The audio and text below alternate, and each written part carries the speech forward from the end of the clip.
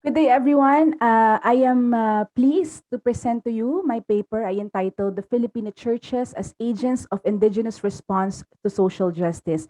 I am Arla E. Fontamillas. I wrote this paper because I observed that there is an increasing number of Filipino Christians who are now engaging with societal issues through social media technologies. This is more evident during the COVID-19 pandemic. However, in this paper, I argue that majority of this online form of social activism only proliferates oppressive religious, political, and ideological traditions that can cause more harm in our society. This is because the moral standards of the messages shared online are informed by the prevailing conditions created and perpetuated by our different colonial experiences.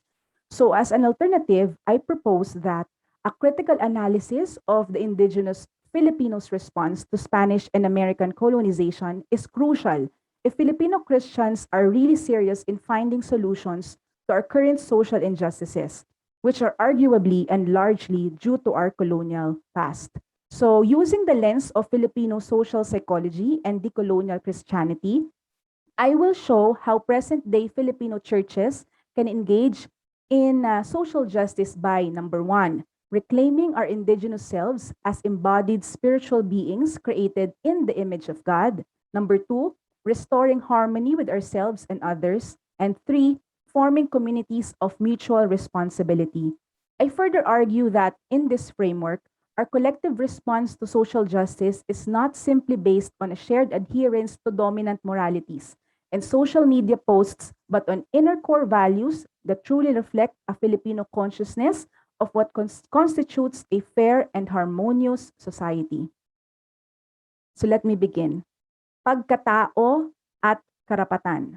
Reclaiming our indigenous selves as embodied spiritual beings created in the image of God.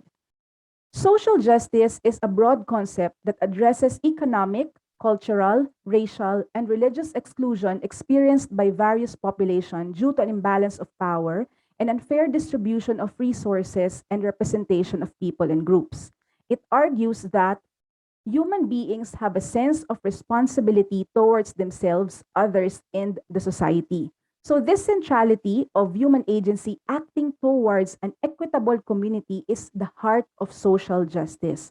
However, with the growth of online activism, this broad social concept became limited, if not synonymous to, the act of speaking out against injustices.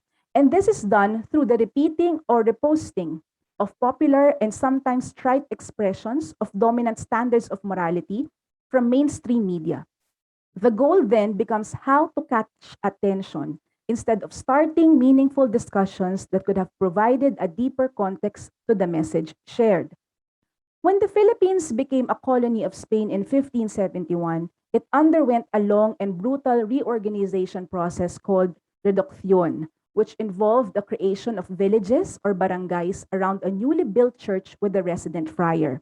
This was done to subjugate the natives into a Christian community so that they can be easily used for forced labor and collection of tribute, which is a major source of revenue for the early colonial state.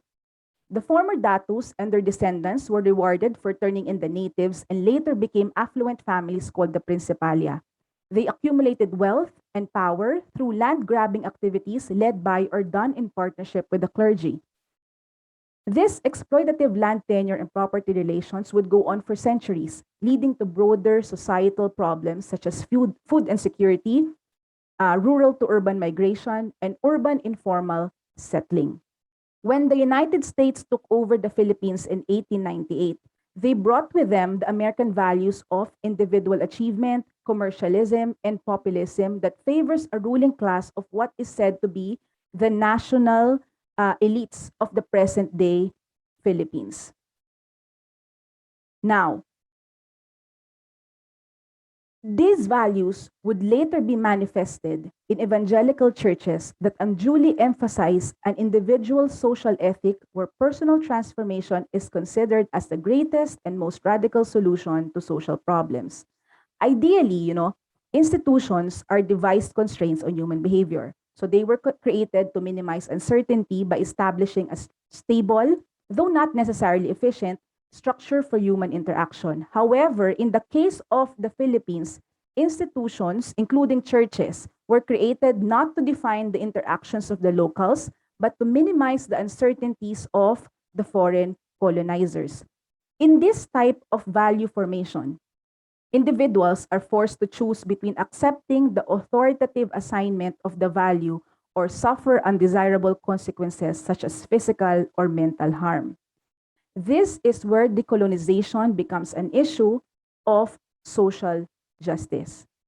We need to recognize that the previous colonial experiences of our ancestors are sustained through a neo-colonial system that presents its own truth as universal standard that everyone must aspire to, quoting Ohajunwa and Miji, who wrote a book in 2021. The Filipino churches can learn from the response of Jesus Christ to this social concern. Jesus spoke publicly against such unfair standards, which, according to him, were set and made to appear as common laws by the religious and political leaders of his time. So see the Gospel of Matthew, chapters 5 to 7. Yet he did not simply replace these laws with another set of moral standards that would easily favor the marginalized group. Instead, he first insisted on the pagkatao or dignity and karapatan or rights of the marginalized, and whether or not they can dutifully obey the law becomes a derivative issue. So this empowering strategy is a radical response to systemic manipulation and oppression. Why? By doing so, Jesus Christ restored the human identity as embodied spiritual beings created in the image of God and not as agents or victims of power and materialism. Notably, the reclaiming of our connection to the Spirit is the central project of our indigenous selves. As quoting Wayne Todorova and Todd, the Spirit cannot be colonized. This indigenous self that is willing to share power and identity is very much reflected in our inner core value of kapwa, restoring harmony with ourselves and others. So the concept of kapwa is the basis of social relationships in Philippine society. When a Filipino says that another person is a kapwa, this is deeply rooted in the idea of putting first the pagkatao or dignity and karapatan or rights of that person by accepting and dealing with other person as equal regardless of their status. The father of Filipino psychology, Virgilio Enriquez, argued that kapwa is very different from its English equivalent other, as this translation connotes a separation of the self from the others, while kapwa is a recognition of a shared identity. In the Filipino mind, a kapwa is an extension of oneself or the unity of the self and others. Thus, when I violated the kapwa, I also violated myself. This could explain the nuanced attitude of present-day Filipino churches to social justice. It can be very emotionally, psychologically, and spiritually demanding for a Filipino to go against another Filipino or another human being. Furthermore, a closer look into the 8 conceptual distinctions of Filipino interpersonal relations shows that kapwa is categorized into 2: an outsider, which is ibang tao, or hindi ibang tao, which is one of us. So the assigning of the kapwa as an outsider or ibang tao, according to Enriquez, is considered as a surface colonial or accommodative value, which arose from the need to negotiate the inner core value of kapwa during the Spanish and American rule. To save face and perhaps to save lives, the Filipino would relate with the colonials and elites for the sake of civility. Okay, civility is the pakikitungo or the lowest form of pakikipag-kapwa in the levels of Filipino social interactions. And they would also just adjust, get along with, and conform, or nakikisama, pakikisama. Here's number 4. Okay. However, if the relationship truly has a value built on mutual trust and respect, the Filipino will rather insist on their pagkatao, dignity, and karapatan or rights in the social exchange. So um, the way for you to get out of being an outsider is that you would have shared trust, shared value, and mutual trust and respect. Okay, that's a time I would be palagay ang loob, pakikipagpalagay ang loob, makikisangkot ako, I will get involved, and I will be one with you, makikiisa or pakikiisa, and then that will lead to treating you as a fellow human being. This is because the Filipino social psyche is centered in harmony as expressed in pakikipag-kapwa or treating the other as fellow human being. Jesus Christ expressed this, no? He declared and demonstrated pakikipag-kapwa by saying, "Do to others as you would have them do to you."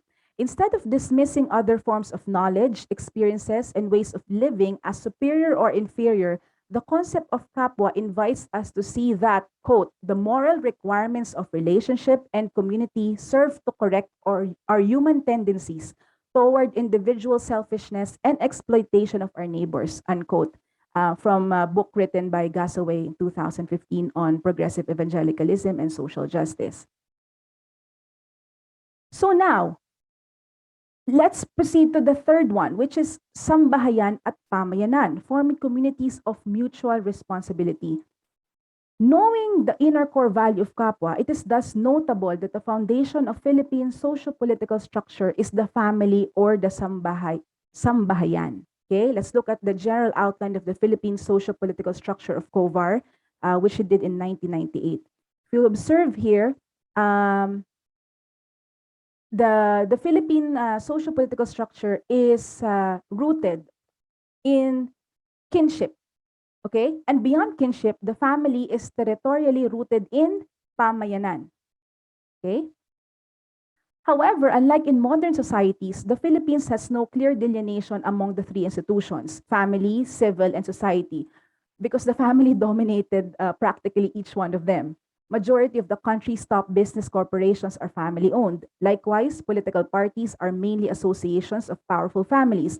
If there exists any demarcation in the Filipino society, it is between kin and non-kin. Moreover, an observation of the Philippine society stated that there is no discourse on poverty, only a historical account of the emergence of the post-colonial elites. Indeed, the colonial elites or the colonial rulers have long been gone. Yet the Filipino remains to be oppressed.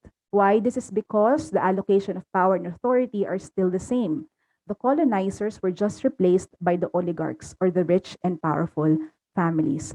And at this stage of social engagement, some social justice warriors would call for protest and different expressions of revolt to drastically change this deeply entangled social order. But I think this is also where the Filipino churches can be truly agents of indigenous response to social justice, because um, part of the recovery or the recovered sense of human identity as an embodied spiritual being created in the image of God is the responsibility to become faithful stewards of God's creation. Let me quote Baskin. Indigenous spirituality embodies an interconnectedness and interrelationship with all life. This helps me understand that spirituality is not meant to simply make one feel better in times of crisis. Rather, it is what pushes one forward in understanding, resisting, and taking action towards social justice for all humanity. Spirituality as responsibility then involves resisting the evil in this world.